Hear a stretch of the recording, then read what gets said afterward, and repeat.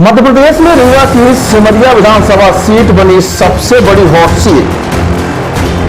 सिमरिया में चल रही प्रतिद्वंदिता की लड़ाई में दो दिग्गज नेताओं का टिकट काट सकती है बीजेपी।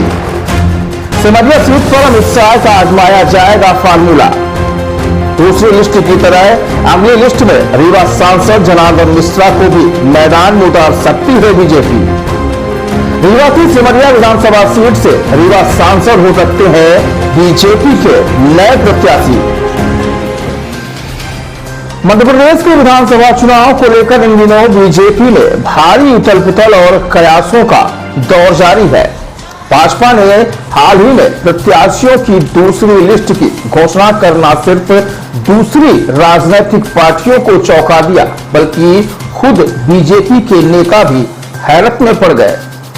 पार्टी ने 4 सांसदों और 3 केंद्रीय मंत्रियों को प्रत्याशियों के रूप में विधानसभा चुनाव के मैदान में उतारा, तो वहीं अभी भी और भी सांसद मैदान में उतारे जा सकते हैं।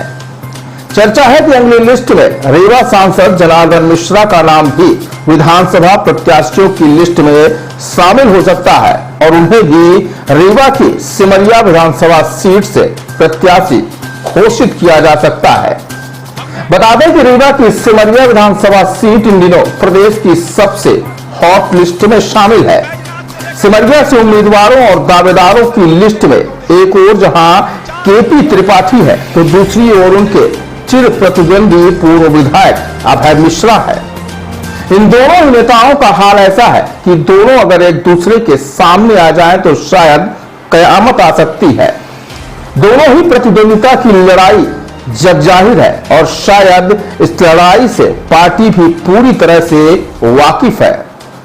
एक ही सीट से दो के बीच की लड़ाई में कहीं पार्टी को नुकसान न उठाना पड़े, इसके लिए पार्टी शायद दूसरा रास्ता अख्तियार करने की तैयारी में है।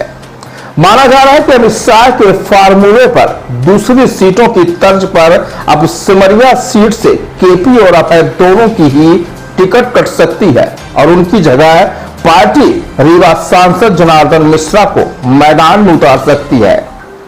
आपको बता दें कि यह महज एक कयास नहीं बल्कि पूरी संभावना है, क्योंकि जिस तरह से हॉट सीट बनी सिमरिया विधानसभा सीट में बीजेपी के ही दो दिग्गजों के बीच घमासान मचा हुआ है, उसकी जानकारी बीजेपी की आला कमान तक पहुंच चुकी है।